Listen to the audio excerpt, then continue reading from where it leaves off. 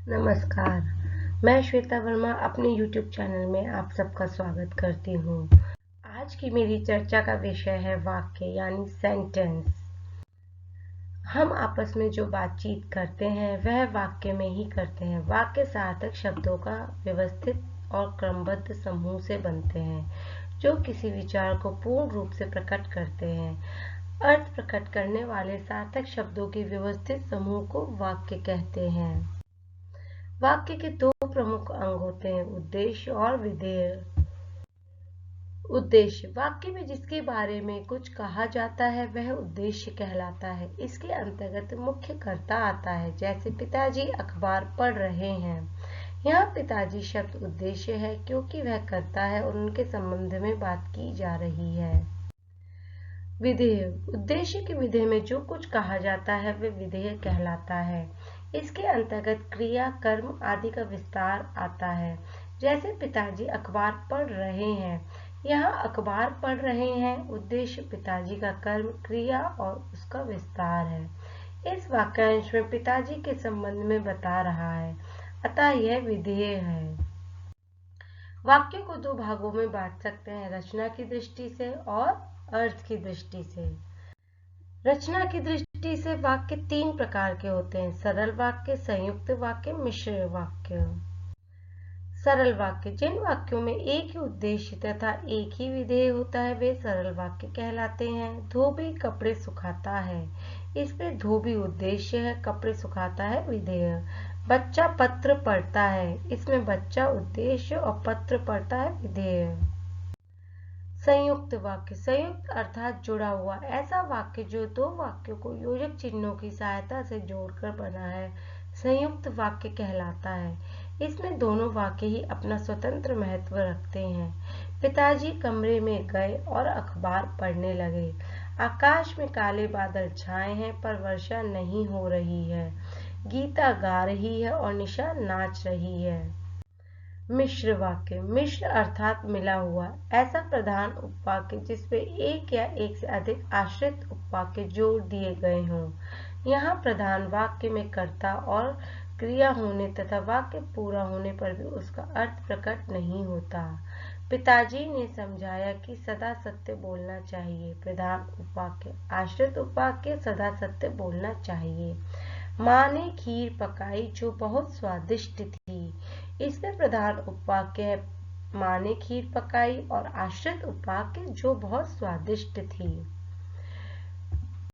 विशेष वाक्य सार्थक शब्दों का समूह होता है। योजक चिन्ह और या, किंतु, परंतु आदि एवं आदि होते हैं। प्रधान उपवाक्य जो अपने आप में स्वतंत्र होते हैं, जिन्हें अलग से बोला जा सकता है। आश्रित उपवाक्य इन्हें अलग से नहीं बोल सकते, ये पूरी तरह से प्रधान वाक्य पर निर्भर रहते हैं, क्योंकि कि, जब, तब, जैसा, वैसा, जो, वह, यदि, तो आदि योजकों का प्रयोग मिश्र वाक्यों में किया जाता है।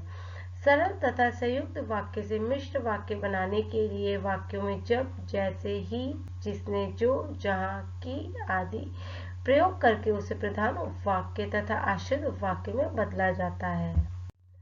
अर्थ के आधार पर वाक्य के 8 भेद होते हैं, विधानवाचक वाक्य, प्रश्नवाचक वाक्य, आज्ञावाचक वाक्य, निषेधवाचक वाक्य, इच्छावाचक वाक्य, संदेहवाचक वाक्य, संकेतवाचक वाक्य, विस्मयादिवाचक वाक्य। विधानवाचक वाक्य इन वाक्यों में किसी वस्तु अथवा स्थिति के बारे में सामान्य जानकारी मिलती है, जैसे सूर्य पूर्व दिशा में से उगता है, शेर जंगल में रहता है, आज विद्यालय बंद है। प्रश्नवाचक वाक्य इन वाक्यों में किसी प्रश्न संबंधी जानकारी मिलती है, जैसे क्या तुम्हारे पास हिंदी की पुस्तक है, दिवाली कब मनाई जाती है, तुम्हारे पिताजी का क्या नाम है, मुंबई का मौसम कैसा होता है, आप कहाँ रहते हैं। आज्ञावाचक वाक्य इन वाक्यों में किसी को काम करने का आदेश या निर्देश दिया जाता है, जैसे तुम जाकर पढ़ाई करो, एक गिलास पानी लाओ, तुरंत घर जाओ, टीवी बंद करो और पढ़ाई करो।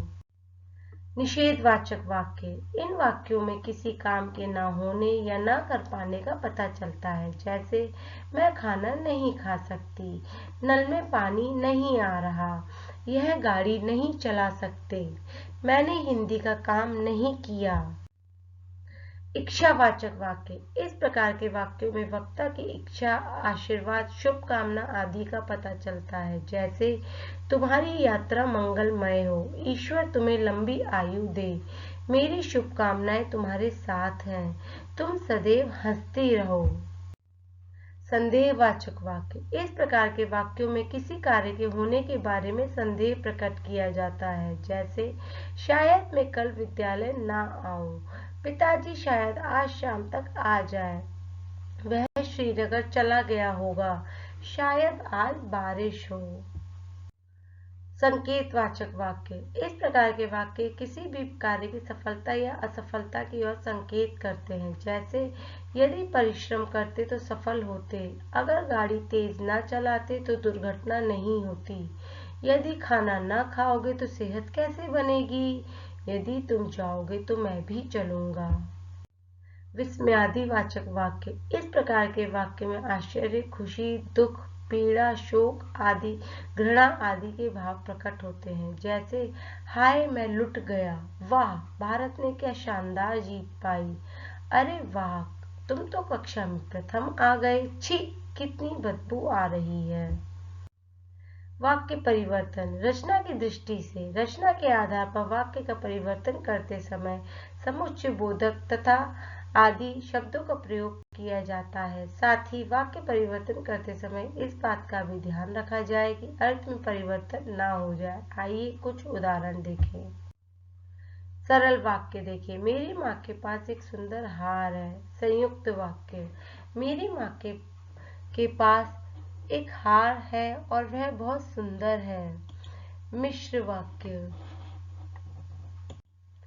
मेरी माँ के पास जो हार है वह बहुत सुंदर है। सरल वाक्य, सुमन फल खरीदने बाजार जा रही है। संयुक्त वाक्य, सुमन बाजार जा रही है और फल खरीदेगी। मिश्र वाक्य, सुमन इसलिए बाजार जा रही है ताकि वह फल खरीद सके। अर्थ की दृष्टि से अर्थ के आधार पर वाक्यों को प्रश्नवाचक, संकेतवाचक, आज्ञावाचक, विधानवाचक आदि वाक्यों में परस्पर बदला जा सकता है। छात्र लेख लिखेगा। विधानवाचक वाक्य, छात्र लेख नहीं लिखेगा। निषेधवाचक वाक्य, क्या छात्र लेख लिखेगा। प्रश्नवाचक वाक्य, छात्र लेख लिखो। विस्मयादिवाचक वाक्य, छात्र लेख लिखेगा तो सीखेगा। संकेतवाचक वाक्य, शायद छात्र लेख लिखे। संदेहवाचक वाक्य, छात्र लेख लिखे। इच्छावाचक वाक्य, तो आप लोगों ने देखा कि एक ही वाक्य के कितनी तरह से हम हर प्रकार के वाक्य निर्माण कर सकते हैं। आओ दोहराएं। शब्दों का सार्थक समूह वाक्य कहलाता है। वाक्य के दो मुख्य अंग होते हैं, उद्देश्य और विधेय। क्या छात्र लेख लिखेगा, यह प्रश्नवाचक वाक्य है। छात्र लेख लिखो विस्मयादिवाचक वाक्य। छात्र लेख लिखेगा तो सीखेगा संकेतवाचक वाक्य। शायद छात्र लेख लिखे संदेहवाचक वाक्य। धन्यवाद।